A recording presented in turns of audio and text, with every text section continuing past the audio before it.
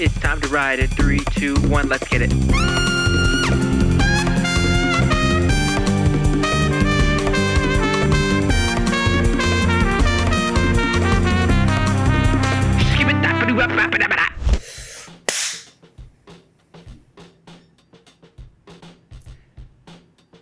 We are here. Again. In everyone's favorite script. The epic conclusion. The Halloween special. Epic conclusion. It better be the epic conclusion, because there's no way on God's green earth we are coming back to this for like a 5th episode. This is it. This is the one. I'm not going to spend 45 minutes talking about nonsense. I'm going to lock in. We are not going to giggle ourselves into oblivion over the dumbest jokes or the dumbest bits. We are going to lock the fuck in and finish this script. And I'm excited. Go ahead and subtly foreshadow us not locking in. Yeah. Billy, just throw in a montage of all the... Okay, cool. Yep. But we're going to lock in. We're going to lock in. We're locking in today. Because we want this done. This is a new leaf for the writer's room. That's right. Locking in. Look at this. Look at this. It's turning over. It's a new side. It's like I'm finding it. Look at me. I'm walking a new path. Yep. The path walking least taken. The road not taken. Who wrote that? You got this. Robert Frost? Last name? Robert Frost. Yeah. Wait, really? Holy shit. Yes. That's crazy. All right, new compilation, Cole Smart Moments. Smart moment. All right. That's also a 5-second compilation. But this is worse. We're not even coming up with new bits. We're just repeating bits from the other episodes that got distracted. That's correct, yes. Anyways. Lock fucking time. So time. Let's not table read it, because I do want to lock in here, but brief summary. Quickly recap. Yeah. So Okay, please, by all means, go for it. Okay, so our protagonist is Sam. He has woken up in this kind of uncanny valley world. Everything's kind of weird. Nothing's quite right. We're stuck in like a magic hour time of day, which is the time just before sunset. Like the time after the sun goes down and it's like still light out. So just the world is weird. He wakes up and finds this cult, and he's stuck in this house, and he has to navigate his way through this house with different rooms. Some of them move, some of them melt, some of them have a bunch of dead corpses in it, which a corpse in this world is a little different than a corpse in the real world. But if you want more details, go check out the previous 3 episodes. This has been a fun series. I think this is a good script so far. And so where we left off, though, is Sam has gotten out of the house. He's been hearing these voices in his head of this little girl and this other woman that's supposedly a mystery. But the idea is that it's his wife and daughter in the real world, and he's trying to make his way towards their voices. So now he's escaped the house. He's confronting Father Gabriel, the leader of this cult, and then he's going to, after this confrontation, maybe there's a fight or something, or I don't know, a little tussle, and then he's going to go towards the voices and discover that he is dead. Spoiler alert. Yes. So, what I imagine for this kind of like third act sort of deal is Sam sees off in the distance, or hears off in the distance, or something, maybe both, a house with light emanating like a holy space, and he sees the woman and the daughter or here's the woman and daughter again. They're at that house. So he knows in his mind, his goal for the last 2 pages, get to that house. And everything else, everything around in the world is going to be preventing him from doing so. Whether it is like a straight up fight with Father Gabriel, which I'm not necessarily opposed to, or like everyone kind of coming in, or if it's more odd world happenings like the road kind of going crazy or sky, whatever it is, everything in the universe or in the afterlife is preventing Sam from getting to his very simple seeming goal of going down the road to this house, to this woman and little girl that he's like inexorably drawn to, which we'll realize is his wife and daughter in our living reality. So this isn't a tangent. I want to actually contribute here. I want to throw something out. Yeah. I wonder. You mentioned a road. What if it's like we have a gravel, and I'm not saying like 3 mile long like gravel road or anything. I'm just like a short gravel road. Yeah. But the idea behind it is it's meant to represent kind of accepting where you're at and maybe moving on to a proper afterlife.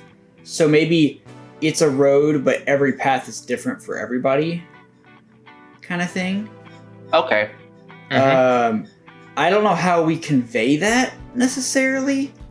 I guess it would have to be during this confrontation with Father Gabriel, because he's if anybody knows, it's going to be him. But I wonder how if we could somehow tie something like that into it to give us some more metaphor going.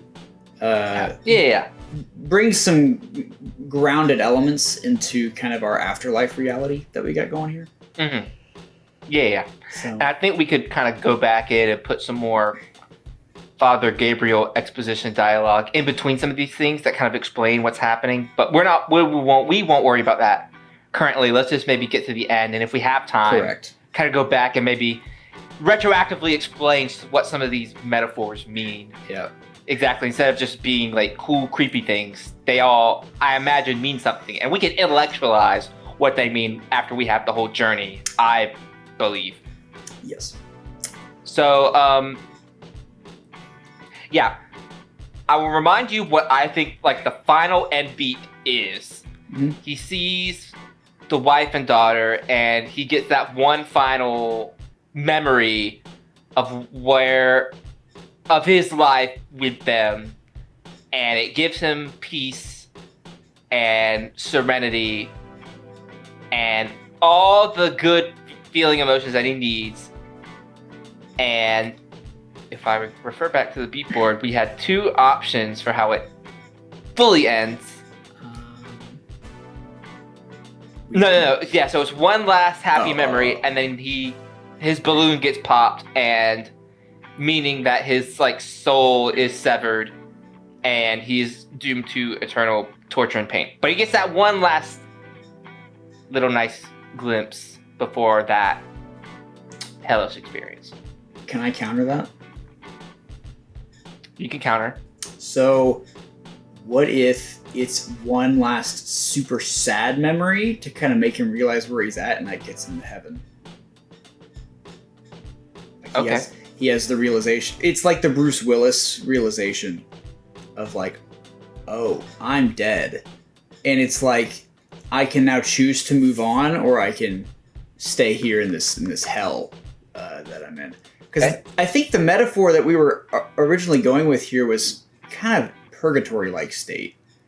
But sure. We're kind of like, making up shit. So maybe just to give it a more satisfying ending than just he dies. I'll go maybe bittersweet and a little ambiguous, but I think maybe when he gets to the house, it's at first a sad realization, because this is his wife and child, and he's dead, and now they're alone without him. Sadness. horrifying, guilt, grief, everything. Then we transition to a happy memory. Oh, but remember all the good times we had.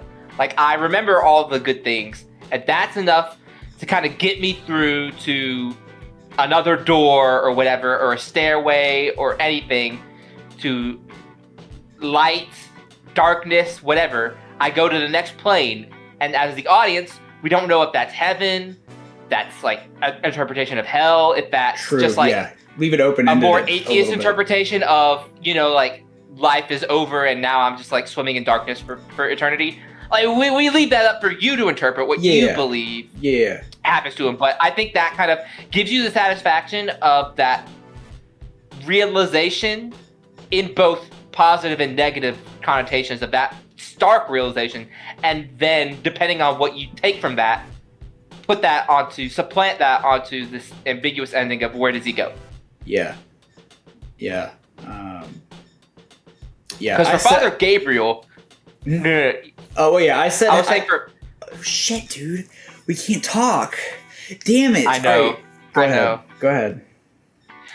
I'm saying for Father Gabriel and his kind of like cult of characters, their kind of belief system is that if you don't recall who you are in life, you get to stay in this purgatory. And if you stay there, you can just kind of be complacent for everything. You don't have to experience all those negative emotions or those painful memories. You don't get the good ones either, but at least you're kind of stable. And that's how, like, that is the world order in this purgatory. And whenever someone like Sam comes along and tries to challenge that, Father Gabriel kind of maybe gets a little upset. It's like, well, maybe other people will try to do this too, and that'll ruin everything. So that's kind of where Father Gabriel's head is at. So we kind of understand the motivation of the antagonist here. Yeah. I wonder...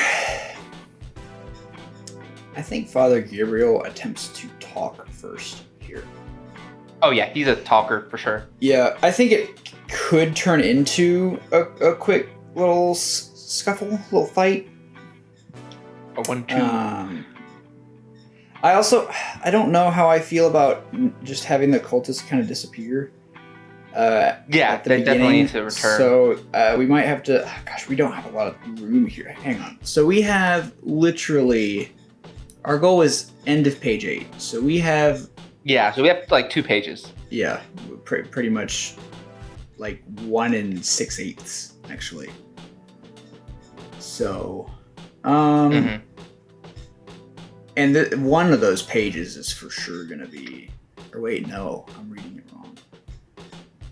If we spill into page 9, that won't be the end of the world. Like, if that memory sequence kind of I just know most of page 6 is going to be dialogue, because dialogue just takes up a ton of space. Yeah. So, okay. Well, let's. If we have the cultists re-enter during this like dueling monologue kind of Magneto v Professor X talking scene,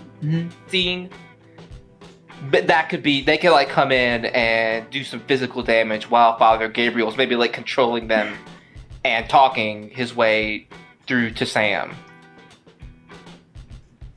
Maybe. I wonder if it's just like Sam fights off Father Gabriel and he takes off running down this gravel road idea. Or this path, whatever we decide it's going to be, this path, and they kind of appear to start to chase after him, but then we show like, oh, they're afraid of this area, so at a certain point they just stop, and Sam kind of sees this. Yeah, okay. Maybe something like that. I like that. Just to show like, oh, there's a fear of moving on to the afterlife, because we don't know what it is. Maybe, because my headspace is like, if Father Gabriel's like a leader in the sense, why would he confront this person? Why would he confront Sam alone? So maybe if there's like 1 or 2 comes, and then as Sam kind of like defeat Father Gabriel and starts running, and Father Gabriel's like, "Ah, seize them," that kind of like stereotypical like, "Fetch me their souls," or whatever. This is not sponsored by COD Zombies. God, I wish. Could you imagine? Imagine that. Dead podcast sponsored by already dead yeah. I miss those days. God, yeah. Black Ops 2. I was a Black Ops couch 1. playing Black Ops 2 Zombies. Oh, Black Ops 1 was I was a good Black too. Ops 1 player, yeah. Back in the day. Fair enough. And then went from there to Black Ops 3. Skipped over Black Ops 2. You skipped 2? I know, yeah. It's crazy. Wow. That is crazy. I can't imagine that. Yeah. It wasn't until years later that I got to experience Black Ops 2. The transit map was the one in Black Ops 2 where you're on the bus and you kind of hop through different sections. So fun. Yeah. I would always me and my sister would play, and I would always not let her know when the bus was leaving, so I'd leave her behind in that part of the map. It's like, deuces, have fun. So you were a dickhead. Understood. Yeah, a little bit. That's pretty funny. But a fun dickhead, you know? Yeah. You're a little goofy, like Like a goofy, yeah. Yeah. Yeah. Like a weird greaser. I don't know. When you're a jet all the way. Okay. So. Lock in. Okay. Yes. That was just a small tangent. We were reliving childhood memories. So.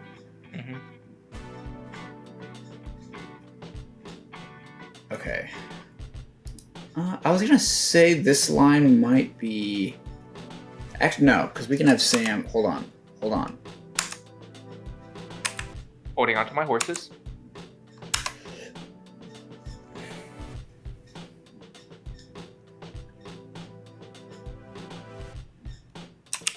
Do you Hold on, boy.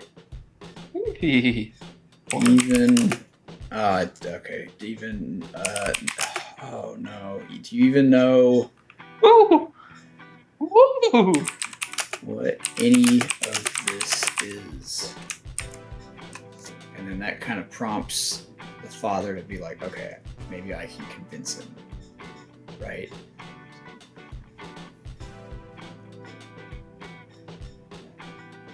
And breaks free from Father Gabriel's True. That's a good point. white-knuckled grasp. Mm-hmm. Kind of makes his stand. Father Gabriel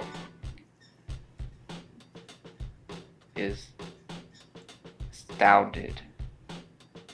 Plants his feet deeper into the soil. A standoff. There we go.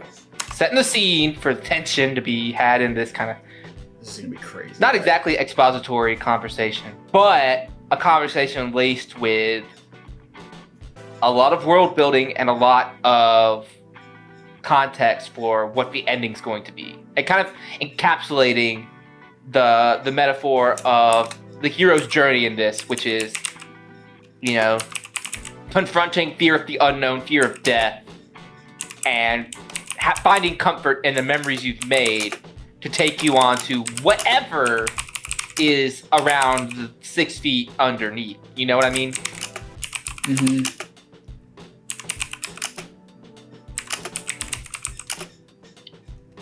Are we okay with gravel road, or should it be something else?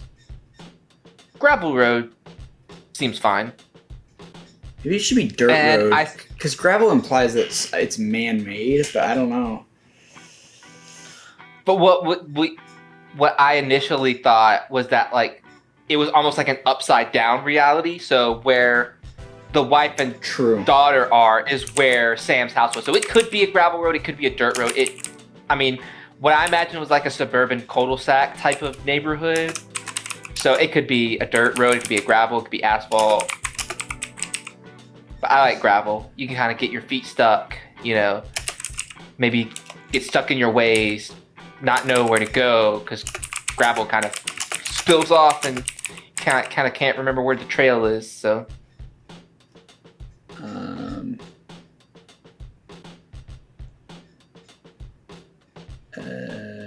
is a house that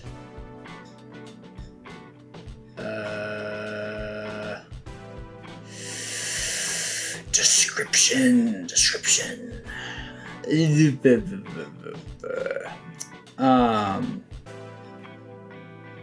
is surrounded. That's not surrounded. What the fuck? Ralph. Yeah. Surrounded by a black fog. Ooh, eerie. Fog. I like it. And it's like there's like holes in the fog, so you can kind of barely see it. And then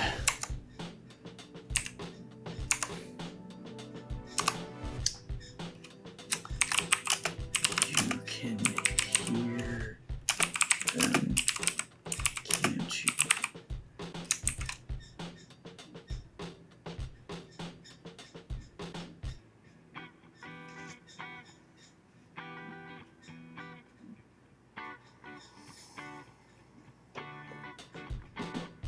We called her little girl, not daughter.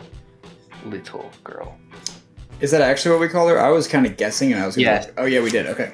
Wow, I guessed correct. What do you mean? So, just kind of correcting a bit of a pet peeve for a lot of screenwriting professors. So, for anyone kind of going into this, is whenever in an action line you write, a voice can be heard or someone speaks, that's something that you can always convey in a dialogue. So, pretty much every time, choose to write it in dialogue instead. Because I've had a lot of professors be like, you could have just wrote this in dialogue, and now you're pissing me off. You know what I mean? So it's like one of those tiny formatting things where if you, and I know it gets cumbersome, dialogue takes up so much space, and you just kind of want to get that out of the way, and like, I don't want to take up space on the page. For these kind of things, it's one of those dumb kind of like old school formatting rules, but it helps a reader and a producer really visualize what you're trying to say, because you could just say like someone says something and then a producer, a dumb executive in a tie, because we always like to poke fun at those people, or could be like, what does he say, like, I don't know, the N-word or something? It's like, what the fuck are you talking about? What? Who is, what, why? And with the executive like, I don't know, you didn't write it down. And so as little creative freedom as the writer has, you do have a little bit of sway in some of the things like this. So try not to take away all your power in the creative expression by saying like, you just says whatever the fuck, I don't care. Just come up with something, you know what I mean? Well, advice. I have corrections to do on another script then. Even us in the writer's room learn sometimes. Well, that's my not writing major coming into the front row, because I've only taken a handful of screenwriting classes, so I actually don't know a lot of some of the formatting stuff. Like I only just recently like learned how to 100%. Like I kind of knew what parentheticals were for, but now I kind of have a better understanding of it. Sure. Because I used to also put action in parentheticals, and that's not correct necessarily. Yeah, it just feels good to learn. It feels good to know things, and to get better at something that you really love. So, I will say the funniest use of parentheticals that I'm pretty sure is an incorrect use of them is if I need a character to speak in another language. I'll put like in Spanish, in Japanese, in. No, that's a proper. Is that correct? Okay, I've done that before. Yeah. Okay, so that's interesting. Yeah, so, because I don't speak like I don't speak Japanese. I don't speak Chinese. I don't. Speak, yeah, right. You know, well, Mandarin or. There's a couple different like formatting things that you can do, and maybe one day we can do like a series or a couple episodes on like some common formatting questions, and we can maybe present a lot of options, because I'm a little bit bad of I maybe never write the same format twice, just because I have a new thing that maybe looks better for this script, and that's conveying the same thing, you know. So Sure. There's some things that I stay pretty consistent with, but like it's like, oh, I should write it like this or this, and it's like it gets confusing sometimes. So I know all those things get jumbled. It's like, does this work? But I will say 9 times out of 10, just go with your gut. If it looks right to you, it's probably right. Don't get too bogged down into formatting stuff, but Yeah. if you just gotta make the story work for you. I think we should make that series. But if you do want to kind of learn some of the more basic things, I did make a video essay a while back on some of the formatting. I believe it was like narrative mediums. I talk about formatting of different mediums in the storytelling world. So That's pretty sick. Go check that out if you want to learn a few check things. that ish out. But yeah, we should do an more advanced kind of just breaking formatting down a little That'd bit. be fun. That'd be fun. So here's what we've done, podcasters. Sam breaks free from Father Gabriel's white knuckle grasp. Father Gabriel, astounded, plants his feet deeper into the soil. A standoff. Sam, do you even know what any of this is? Muffled voices. Sam, please, Dad. They come from a nearby gravel road. Sam turns his head, and at the end of the road is a dilapidated house that is surrounded by a black fog. Father Gabriel, you can hear them, can't you? Sam catches his breath in his throat, and now we are on Sam's dialogue. And he probably says, towards the end of this dialogue confrontation.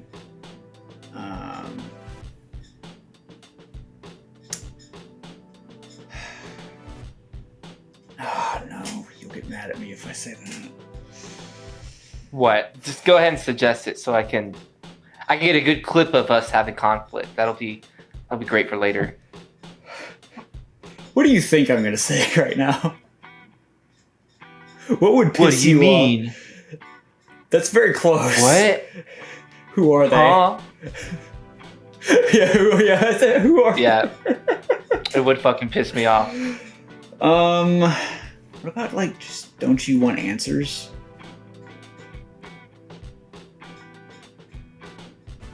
That seems tempting. That seems like taunting, towards it. Father Gabriel does not want him to take another step towards that. Yeah. Well, we got two different sides of this spectrum where Father Gabriel is like, no, things need to stay as I've made them, and Sam's like, I need to get the hell out of here. So for Sam to kind of try and talk his way out of this so he can get the hell out of here,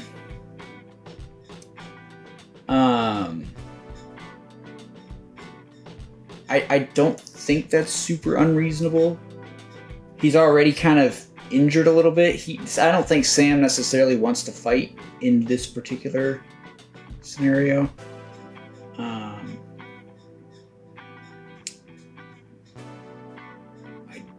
don't know who I am.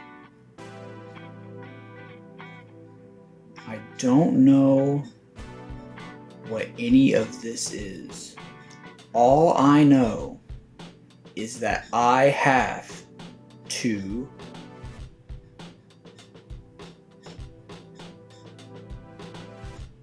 pull the sword from the stone. Yeah!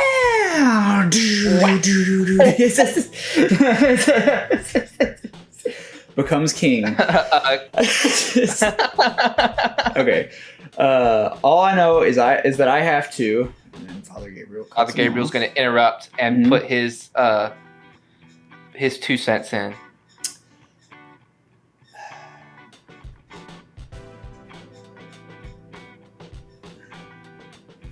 I don't want to directly reference the path metaphor. We can see visually. Yeah. What if? Oh fuck! I lost it. Shit. Hear me out, bro. Check it. Check it. Like the new BMW. Okay.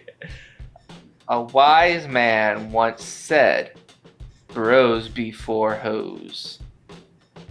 And every journey of 1,000 steps begins with the first one. Man. Yeah. What? Billy put up a nice inspirational background and put whatever quote just said as an inspirational quote. The journey of 1,000 the steps of 1,000 steps begins with the first one. Man, Amazing. I need to read. Let's see. Fuck, I had an idea, and now I don't. I don't have it anymore. I know. I kind of want him to snap here. You know what I mean? Oh yeah, he does need to snap here. I'm picturing Philip Seymour Hoffman. You know, he's so good at like switching emotions on a dime and really getting another actor to kind of back up on instinct. That's what I imagine this Father Gabriel character to sort of emanate. I've only seen him in the Mission Impossible movie he was in. I think he was in a Mission Impossible movie. Yeah, he was in Mission Impossible 3. He was pretty good in that movie too. That's really disappointing. He's one of my favorite actors, actually. I've only seen him in that movie. Yeah, my movie catalog is that. Right. That's okay. Probably better. We're watching Midnight Cowboy. I already had that etched in here. Yeah. We're sitting down and we're watching Midnight Cowboy. And then I'll let you show me whatever fuck ass thing you can pull out. I'm filming that scene this Friday. That's what I'm doing. Ooh, it's exciting. I'll be excited. I'll be excited to see it. Legit. Hopefully. Lock in. Yeah, lock in. Yeah. All I know is that I have to.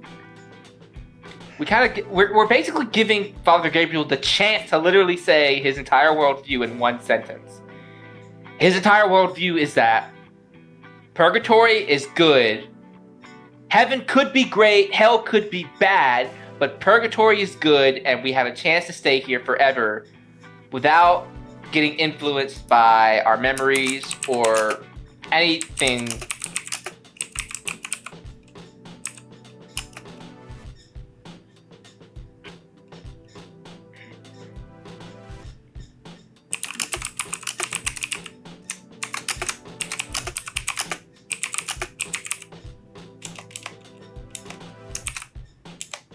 Gonna change the verbiage of the start, but I like it. Them tempt you, child. Yes. All right, we have 2 ghost letters. Those weren't ghost letters? Yeah, they were just actual letters I deleted. That's insane. Because they just appeared.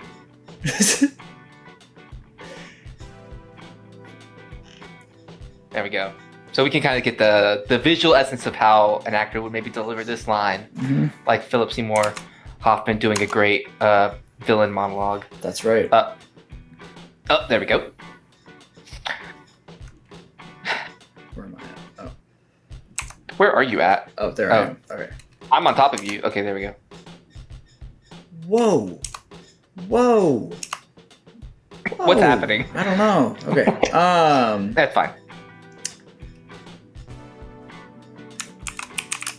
While you keep writing that, I'm just gonna explain to the audience. Audience, push in on me a little bit, Billy. Audience, I apologize if I sound a little odd. Over the weekend, I have a permanent retainer on the bottom row of my teeth, and over the weekend I ate a stale, tough ass piece of sandwich bread, and it caused a part of my permanent retainer to get dislodged, and the metal bar, like this is the back of my teeth and this is the retainer, is angled at such a way where it's like directly aiming like a sword at my tongue, and so every time I talk with my tongue, like I'm getting stabbed like right here. Jesus Christ! And I know it sucks. I remember the days I had braces. Yeah. Kids, don't get braces. No, that's terrible advice. Please, well, if your orthodontist says get your braces, don't do what I did. I had my head cut in half. That's a tangent we're gonna have to touch on. We're gonna have to touch on this now. Hold on. Let's finish this. Let's finish this first. You have opened Pandora's fucking like. What's bigger than a box? You've opened Pandora's like entire house off the hinges of the roof. Like I have to hear that. But anyways, I came home yesterday and my dad was like, you sound like you have a fucking speech impediment the way you're talking. I'm like, I'm trying not to slice my tongue open. So I have an appointment with the dentist tomorrow to fix it. But I apologize if I sound off. That is the reason. I'm trying not to. What's the word where you split something in half? I'm trying not to bisect my tongue. That was it.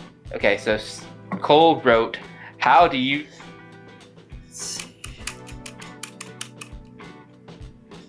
Okay, rewrite it, fucker. I don't care. Get over it. I'm writing shit. You're sitting there talking about being stabbed. I don't know. I was talking about that. I was giving you a chance to write. I was entertaining the audience. Actually, I'm going to keep it. Because fuck you, that's why. Huh. Being very judgy today, I noticed.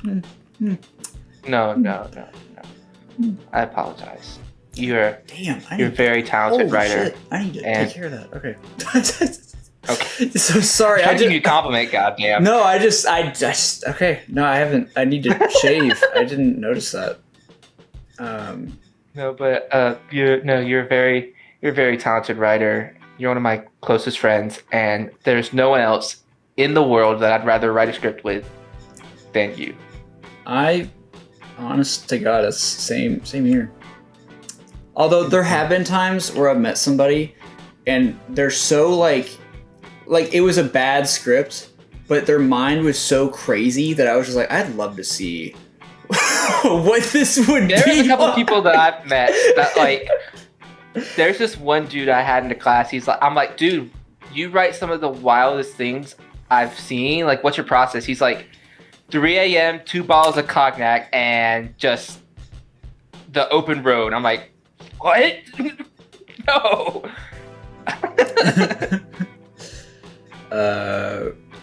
Removes a folded black and gold cane. Actually, I'm gonna say collapse because folded just doesn't sound good. No. Collapsed black and gold cane and extends it. 2 cultists appear. I have a moment that I want. Behind him.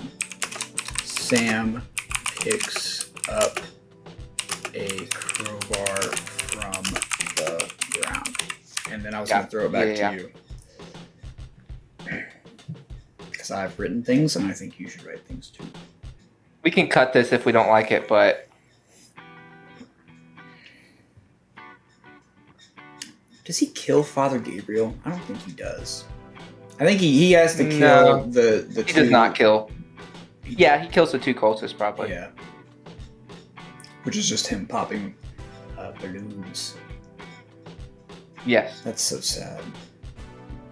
Not them dying, but like the balloons being popped. It is sad. Yeah.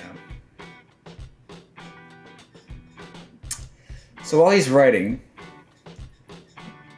back in the day, my dentist was like, "Oh, you have a weird underbite." And I was like, "Thanks. You're a jackass too." That's not what happened. But no, he sent me to the orthodontist. He was very nice about it. He was like, "Yeah, if you have a weird underbite, I'd like this to be checked out just to be safe." And the orthodontist was like, "Yeah, so your teeth are because your jaw is kind of funny. Your teeth are gonna kind of bend a certain way until they fall out of your mouth to correct themselves." So what they did was they put braces on me to fuck up my teeth, essentially, so that they could cut my upper jaw off and move it forward and then widen it and kind of stick it into place.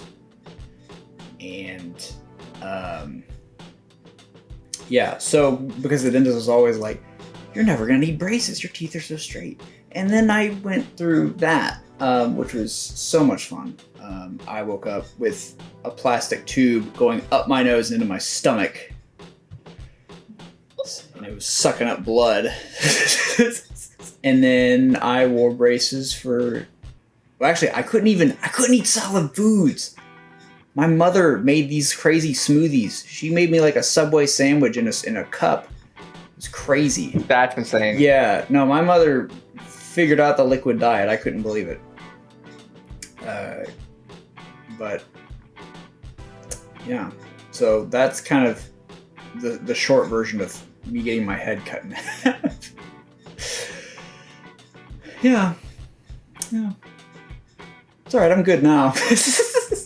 So I'm gonna catch our Spotify /listener people up, Amazon and Apple people. Sam picks up a crowbar from the ground. Swoosh! Sam swings with all his might. Father Gabriel whips around, falls, spits out blood. Sam hangs over Father Gabriel, a shadow looming over. You're no god, Sam says.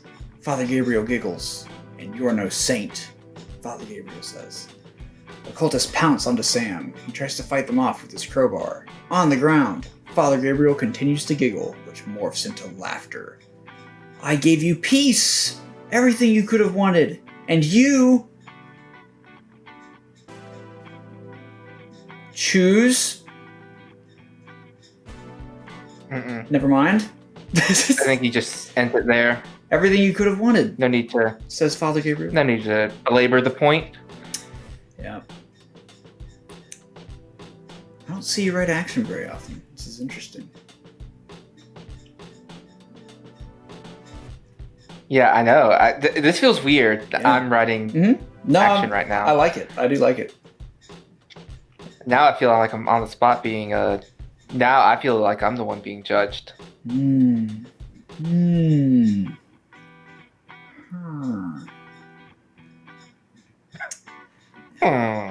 I tend to make my fights very brutal. If I have the opportunity to beat up a character, I usually take it.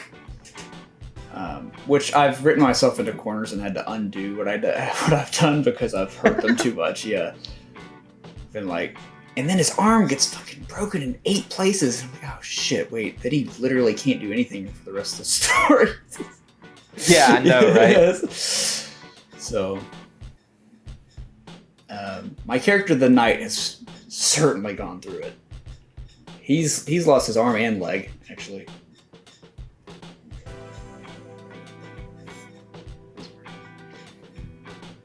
And actually several organs, which are replaced with cybernetic organs. Sci-fi. Okay. I gave you peace, everything you could have wanted.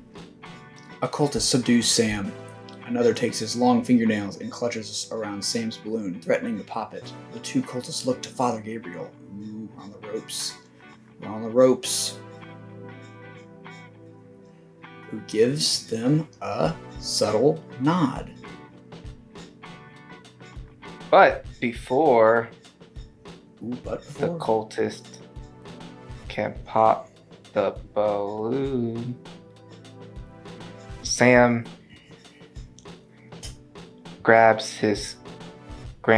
Sam clutches the crowbar and pushes him off.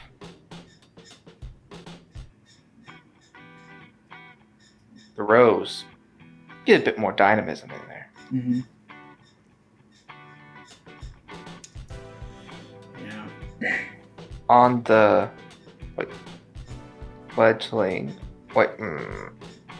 floundering on the ground, the cultist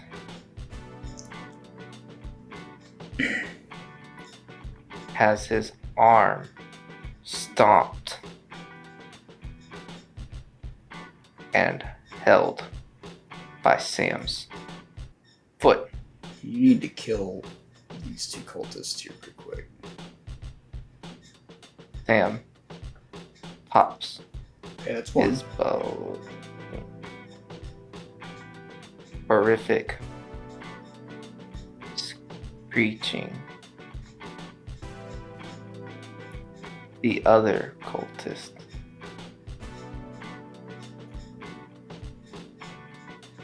Trades blows with Sam, backing him up.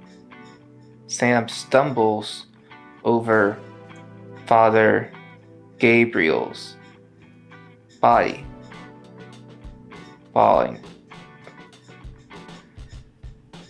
The cultist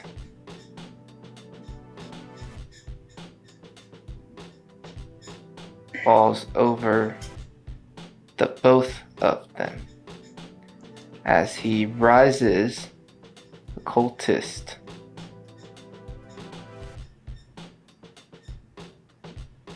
in the commotion. Oops! Oh my god! I opened like 5 tabs. What the hell happened?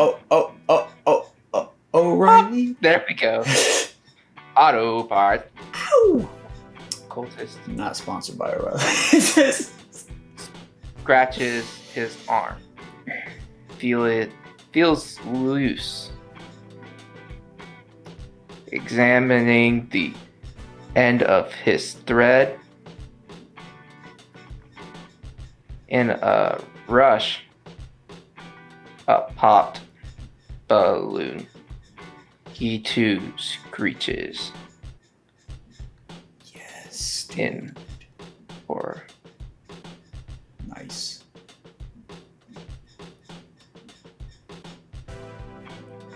Sam looks behind. An army of cultists are run at full speed towards him. Sam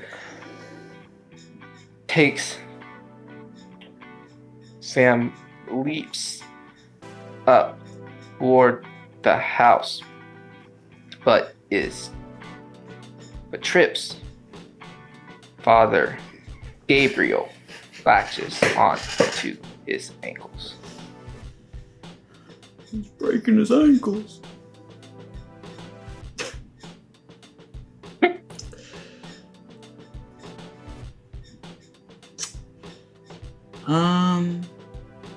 Does he need to say anything else? I think, yeah, probably. One last ditch effort to make him not do it.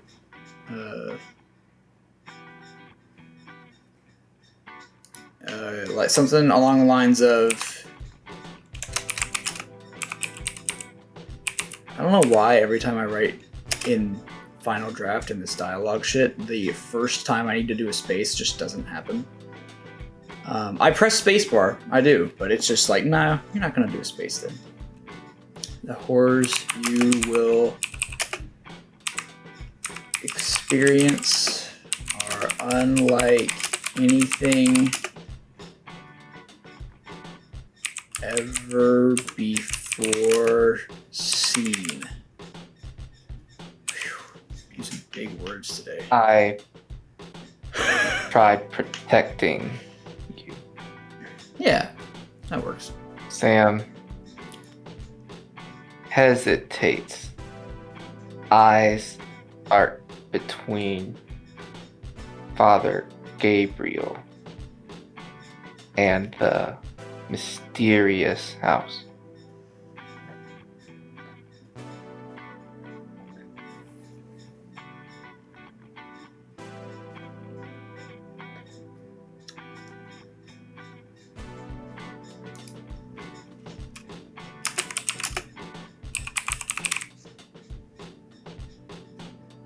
Oh.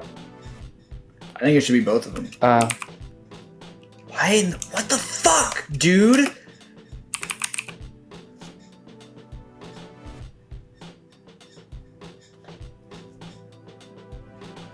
We're kind of at the climax. It needs to be like crazy.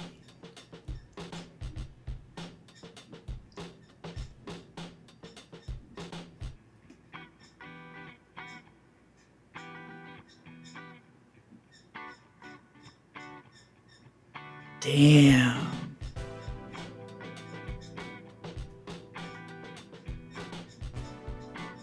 Damn. Ah. Really layer it on. Mhm. Shit, dude. This is good stuff, though.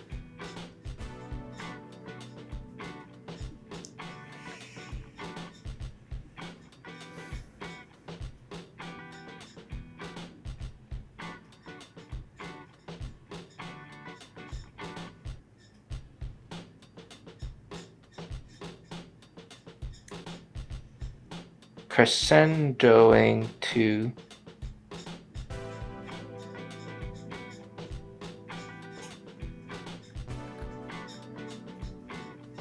No, Something- I like that. I liked that. Give him back. I guess that does work. Dude, that's That does work. great. I think that works. So that's kind of like I gotta go this way. So Sam furrows his brow. Stomps Father Gabriel's. I want to say face, but we'll probably just do hand. Yeah. Oh my god, an image is entered Breaking my mind. bones. Oh my god. And he runs. So, like, he gets into the house. Cult chase. Right, so he... Grapple. Oh, Yeah, I'm listening. okay. Yeah, so he gets into the house, right? But when he opens the door, it's a funeral. It's his funeral that he's seeing. Like a wake. Yeah. So nobody can see him, but he's there, and he walks up to I gotcha. his wife at the casket, and he just kind of. Oh, you're saying like he's actually at the. Yeah. So he's experiencing, but what she says is, "We're gonna be okay." Something to that effect, and then it's like he understands everything, and then he's like Thanos into white like glowing particles, and then he moves on to the. Yeah, I actually had a similar thought. He breaks into the house, and maybe it's not even to like the wake part. It's like they've just gotten home after he was announced dead, and they're like crying profusely, and it's like a horrible moment where he can't like hug them and stuff. And then we kind of like transition back in time. We're still in the house, but like we kind of like go back and see all the happy memories, and it's almost like they can see him because he's reliving those joyful memories of being alive. And then he kind of gets to the beginning, and maybe then like white particle, like he gets to walk in another room in the house that leads to who knows where. Yeah, I think we have his memories returned too as soon as he walks into this house. Yeah. Like he knows now who he is. Also, yeah. Like he's not in his. We said he was in his white clothes by the time he gets into the house. He's no longer in. Yeah. Like he's in his normal clothes. Yeah. Okay, so let's kind of maybe. Yeah, so.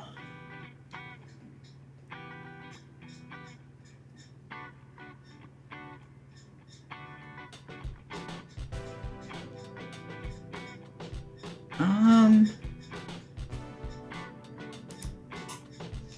gonna call this a new scene, actually, because that's technically true. Yeah. Gravel path. What the fuck are you doing? That's not how I typed that. Okay, sorry.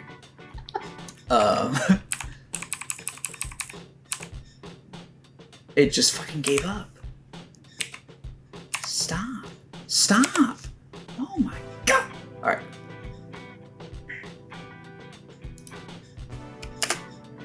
Alright. Dude, this is good stuff. This is great stuff.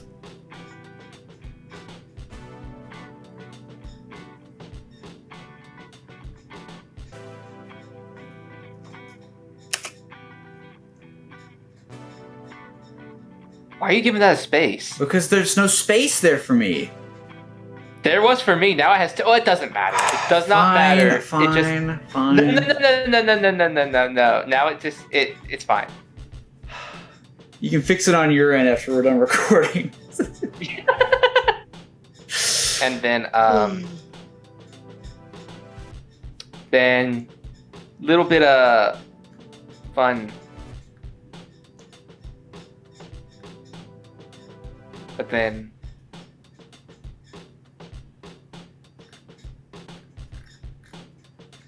interior Sam's house. Yes, dude. Satisfying ending.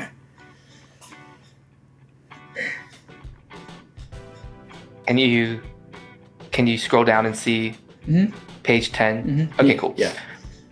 All right. I'll let you maybe type a little of what you think this first, sad. This is a sad memory.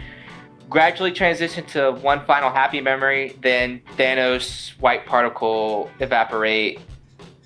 Mufasa stars hiding behind cloud disappear.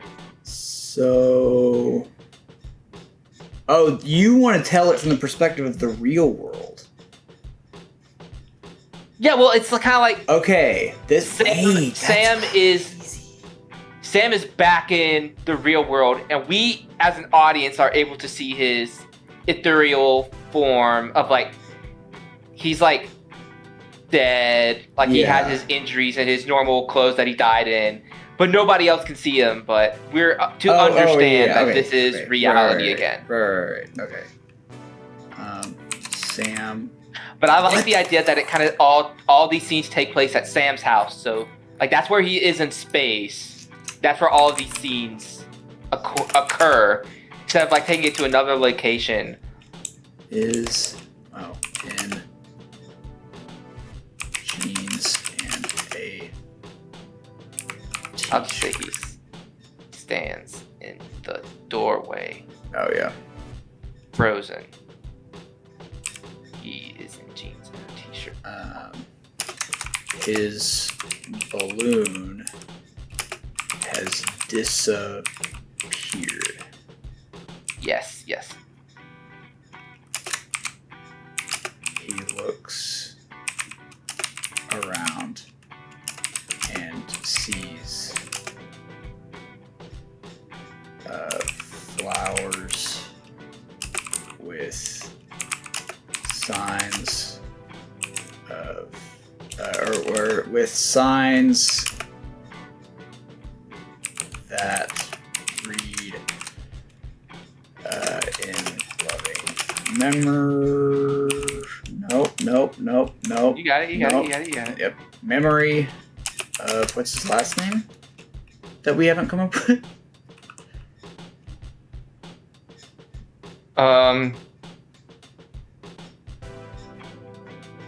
Frost. Sam. Like Robert Frost, the poet. Like Robert Frost. Sam Frost. His eyes widen. Dishes upon dishes of home cooked food. Yeah. Fill the counters on the dining room table. His eyes widen. A photo of Sam.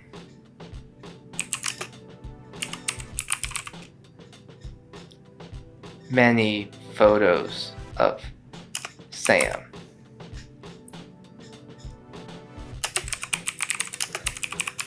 In the center of all.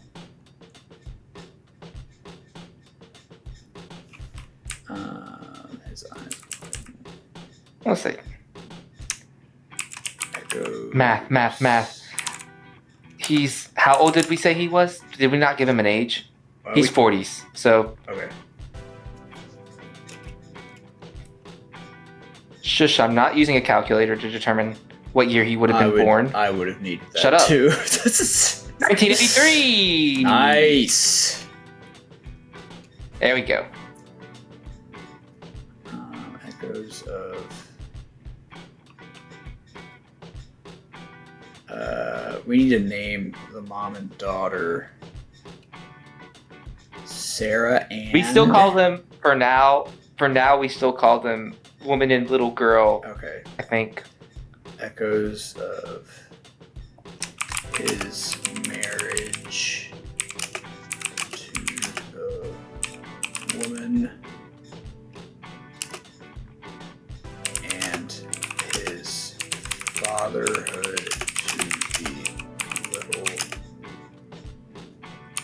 girl.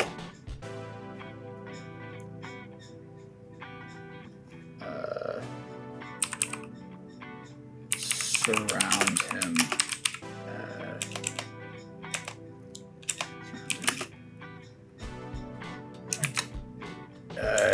He absorbs the echoes unto himself. And so then we go to here. What exactly does that mean? Echoes of his marriage to the. Yeah, to the woman. The woman. It's the memories returning. I want to say like little like orbs that have a little memory inside of it, but I didn't know how to say that in English because English is hard. That's fair. That's saying memories returning is probably it's probably a good start. First dances.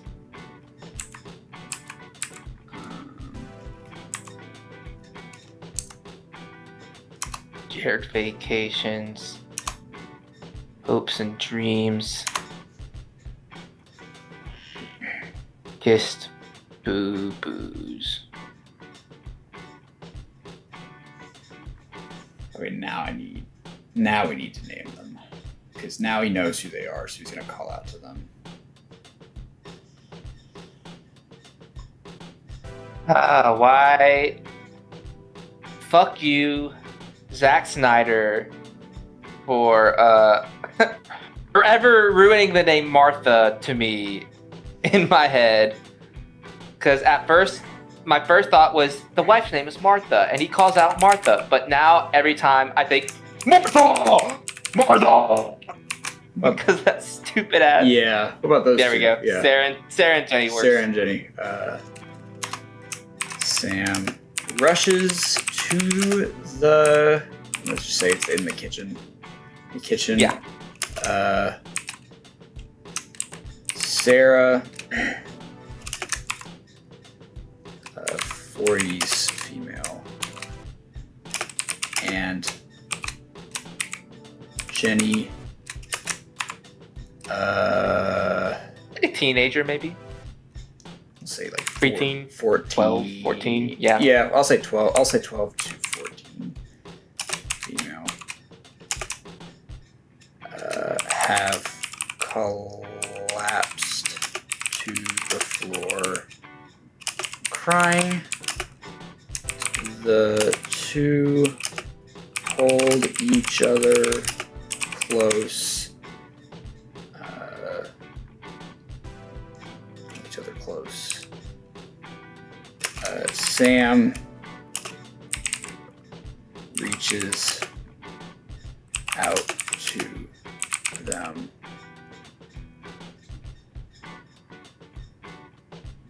Hand passes right through. Yeah, Classic so ghost move. there's that, or there could be a way where they can feel his warmth.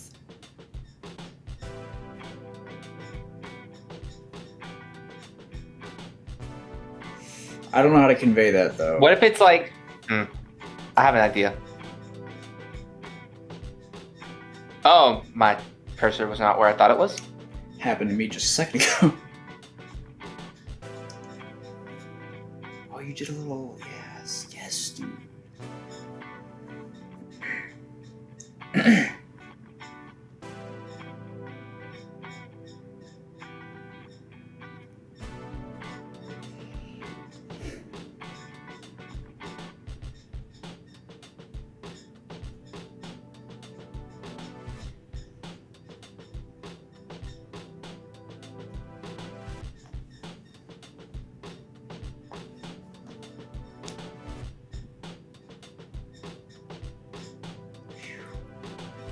This is very emotional. Oh my god. Sarah I'm getting the feels. investigates the back of her head.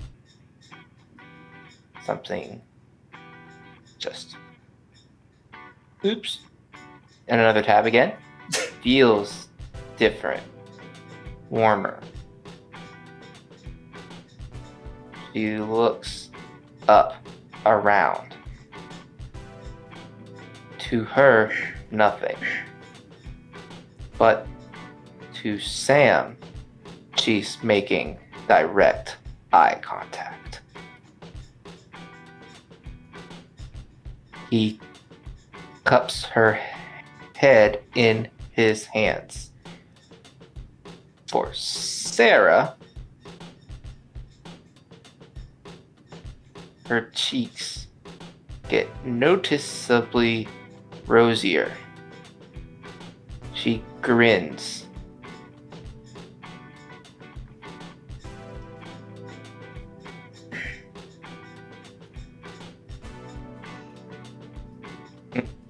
Her cheeks get noticeably rosier. Through her cries, a grin appears. Jenny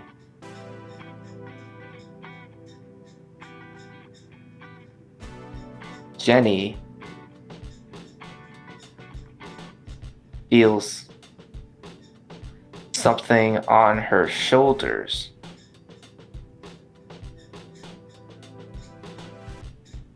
The tension starts to lift. She even lets a giggle out. As Sam watches... Here, I'm just gonna maybe... Oops. Oh.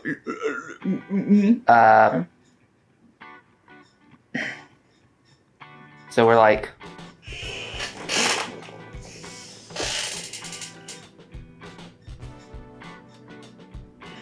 You could probably do this with like a new scene heading and stuff, and like you could get real technical about that, but I think for personally doing a whole new scene heading for like a fantasy sequence like this kind of takes you out of the moment. So just a little subtle visual indication of something shifting, and I think when you read this, you would be able to intuit what's happening and what the shift is. So you're shifting perspectives. So this is one of those things. Than changing scenes. Yeah, so some people would say use a new scene heading and all that. I kind of am against that. It's like that takes you out of the moment because this is like a seamless flowing between realities. Yeah. So you want it to read well, read smoothly for people. Can't contain his tears, happy or melancholic. It's hard to decipher. Behind a dark door opens. Next page. We cannot see what it holds within, but Sam can. From his reaction, we will never know what's inside. But his feet are drawn towards it, pulled in. He doesn't fight it. He even takes control, walks through the threshold. As it snaps shut behind him, the lights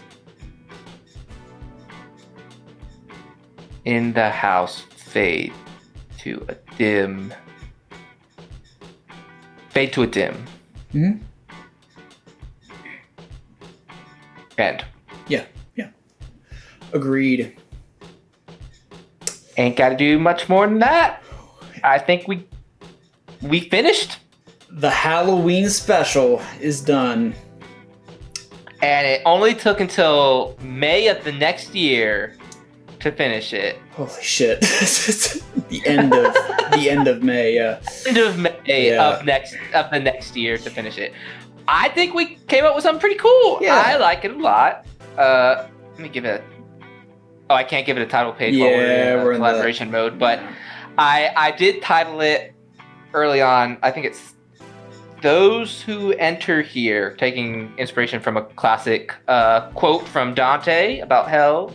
Abandon all hope, yea, you enter here. Mm-hmm. But in contrast, he finds hope in the fear of the afterlife. So I will have to do a table read at some point with some of our other season 3 scripts. So 100%. Look forward to seeing the full script.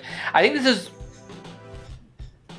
one of the first. I think this might be the first script that you and I wrote that in multiple installments like this. Yeah. So this will be an indication of how the feature will go. If this is super disjumbled or disjointed, which I don't think it is off of a glance, but I think the strategy of kind of divvying it up will not really affect readability too much. Yeah. But that will be something to note before we head into the feature after reading this and seeing, like, do we need to make more of an effort to make sure all of the sessions coalesce together seamlessly? Like, is that something that we have to put a lot of effort in, or does it just kind of happen naturally when we're in the story? Which I would argue yes off of first glance, but I don't think we'll really know until we do a full bunker down table read of this. But we did it. We did what we set out to do. This is our first short film on the writer's room that we've done. Yes, it is. Very exciting. Everything else has been sketches or beat sheets. Or outlines. So fun times happening here. We hope that y'all enjoyed it as much as we had fun writing it, even if we kind of didn't lock in as much as we set out to. That's okay. We're having fun. Mm-hmm. Always helps to milk things, on the internet. So we didn't do an opening bit, so there's not an opening bit to full circle for the spiel at the end. I don't believe. I do need to say to the podcast listeners, sorry that the episode, I mean, it's not solved as of now. I imagine it'll be solved soon. Spotify decided I hope so, that I don't know, there was something with, it was like, you don't own this music or something like that. And Spotify thought we were taking copyrighted music. Yeah, but even though it's our music, we're not. So it is our music. It's his music. We've never had an issue with it. We've never had an issue with it before. Now, so hopefully I'll have that very fixed. strange. We did send an appeal, so hopefully that episode will come back. Yeah. It's a banger. It's a really fun one. So hopefully y'all get to enjoy it. Yeah, but if not, we'll just upload it without the music, and y'all are just gonna have to suffer through our voices too much. But I wanted to put the apology out there because it is late, and if it is without music, I am sorry for that too. But Spotify's, I guess, AI checker is just not doing its job correctly. Anyway, I wonder if we criticize the Spotify AI checker in the video, if they'll block this episode too. That would be hilarious. That would be really funny. So I'm not going to say anything else, even though I think my opinions on AI and Spotify are largely clear for those that know me. But anyways, we hope you enjoyed this video. Leave a like and a comment. Yep, leave it. But if you leave a dislike, which you are completely within your right to do, we just ask that you give us some feedback on what exactly you didn't like so that we can change it in the future. Maybe not for you. If you don't want to come back, that's fine. But for others, we really want to make sure that this show is for everyone and that everyone's enjoying it and it can be the best that we can make it. So we don't know if you don't tell us. So we would really, really appreciate that. Yeah. And don't just say it's boring or something. Say why it's boring. Make sure you elaborate. Compliment sandwich, folks. Compliment sandwich. Say something nice. Give us the feedback, of constructive feedback that we can work on. Then maybe end it with something nice. But I don't think we're that fragile, even though that's what the professors at art school have told us to do. But links to Spotify, Amazon, Apple Podcasts in the YouTube description.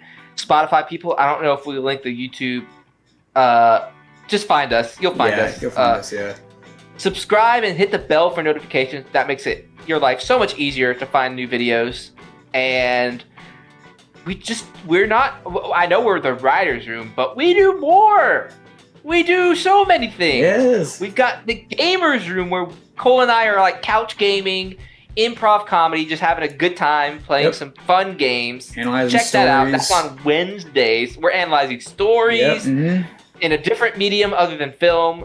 So if you're a game person but like the story writing aspect, and also you don't mind a couple of goofs and gas here, check that out on Wednesdays. And we have film news. If y'all are kind of behind, or you just are averse to reading the news for whatever reason, that's fine. We will give you the news of the month for the film industry, for Hollywood, in our ongoing monthly series, Martini Shot, which is at the last Monday of each month. Cole and I are giving you the hard-hitting facts, the hard-hitting stories, and some of our crazy opinions on the developments of the film industry and the world of stories at large. So make sure you're subscribed and hit that bell so that you can know when those episodes drop, when gaming episodes drop, when more podcast writing episodes drop, when solo stuff drops. There's so much Bro that has we got going on, and we want you in Bro has it. a great solo video from a long time ago where he wrote Check that against AI, and he beat AI. I watched it. AI did not do a good job. No, that shit sucked. And I didn't want to come across as being too egotistical when saying that. No, but it was bad. I think we can objectively say that the script it wrote was bad.